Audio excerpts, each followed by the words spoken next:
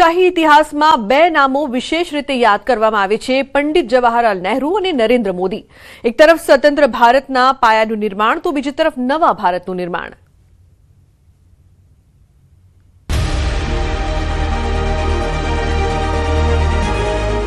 વર્ષ 2014માં નરેન્દ્ર મોદીએ વડાપ્રધાન તરીકે શપથ લીધા ત્યારે ભારત 130 કરોડથી વધુ વસ્તી ધરાવતો વિશાળ દેશ બની ચૂક્યો હતો. દેશની અપેક્ષાઓ વધી હતી અને વિશ્વમાં ભારતની ભૂમિકાને વધુ મજબૂત બનાવવાની જરૂરિયાત ઊભી થઈ હતી. આટલી જટિલ રાજકીય સ્પર્ધા વચ્ચે સતત 3 વખત જનતાનો વિશ્વાસ જીતવો નરેન્દ્ર મોદીના રાજકીય નેતૃત્વની મોટી સિદ્ધિ માનવામાં આવે છે. નહેરુ પણ મહાન હતા. નહેરુએ કંઈ નાના કામો કર્યા નથી. આપણે એને હિન્દુસ્તાનના પ્રથમ વડાપ્રધાન તરીકે એની પ્રતિષ્ઠાને માન આપવું જોઈએ. અટલ બિહારી વાજપેયીજીએ પણ આપ્યું હતું. પણ એમણે કરેલી ભૂલો હિમાલયન ભૂલો હતી, હિમાલયન બ્લન્ડર એમ કહેવામાં જ આવે છે કે હિમાલયન બ્લન્ડર.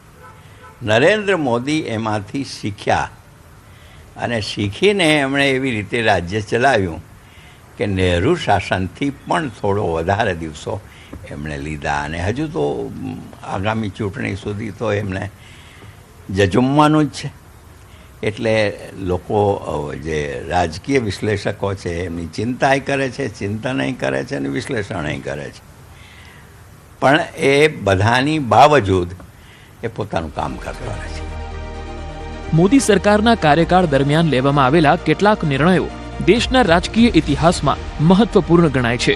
તેમાં સૌથી ચર્ચિત નિર્ણય રહ્યો જમ્મુ કાશ્મીરમાંથી કલમ 370 અને 35A ની જોગવાઈઓને દૂર કરવાનો.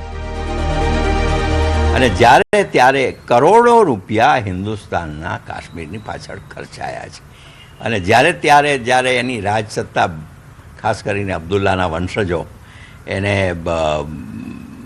ભયમાં આવે સત્તાની તરત કે અમે કાશ્મીરને અલગ રાખીશું, અમારી સાથે ભારતની સાથે નહીં, અમે વિચાર કરીશું. આ નસીબ આપણું યુનોમાં સંયુક્ત રાષ્ટ્ર સંઘમાં એક ઠરાવ પહેલેથી આપણે પ્રસ્તાવને મંજૂરી આપી ત્યારથી છે.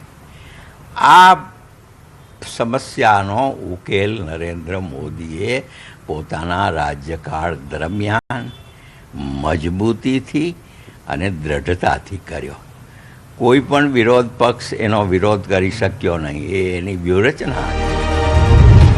આ ઉપરાંત આર્થિક મોરચે ભારતની નોંધપાત્ર પ્રગતિ, વિશ્વની અગ્રણી અર્થવ્યવસ્થાઓમાં ભારતને સ્થાન, સેવા અને ટેકનોલોજી ક્ષેત્રમાં વૃદ્ધિ. મોદી સરકારના કાર્યકાળ દરમિયાન digital India, make in India, startup India અને આત્મનિર્ભર ભારત જેવા અભિયાનોને વિશેષ પ્રોત્સાહન મળ્યું. શિક્ષણ અને આરોગ્ય ક્ષેત્રમાં પણ મોટા પાયે વિસ્તરણ જોવા મળ્યું છે. આમ એક દાયકામાં ભારતે નરેન્દ્ર મોદીના નેતૃત્વ હેઠળ વિકાસ, ટેકનોલોજી અને વૈશ્વિક પ્રતિષ્ઠાના ક્ષેત્રોમાં નોંધપાત્ર પ્રગતિ નોંધાવી છે. ગાંધીનગરના અડાલજ સ્થિત ત્રિમંદિરમાં મહાઆરતી યોજાઈ. સીએમ ભૂપેન્દ્રભાઈ પટેલ મહાઆરતીમાં ઉપસ્થિત રહ્યા. પીએમ નરેન્દ્ર મોદીના નેતૃત્વ હેઠળ કેન્દ્ર સરકારના સતત 12 વર્ષ પૂર્ણ થતા રાજ્યના મંદિરોમાં ઉજવણી થઈ રહી છે, જેના ભાગરૂપે આજે ત્રિમંદિરમાં મહાઆરતી યોજાઈ. કાર્યકરો, ભાજપ આગેવાનો સહિતના લોકો મહાઆરતીમાં જોડાયા અને પીએમ મોદીના દીર્ઘાયુ અને સ્વસ્થ જીવન માટે ઈશ્વરને પ્રાર્થના કરી.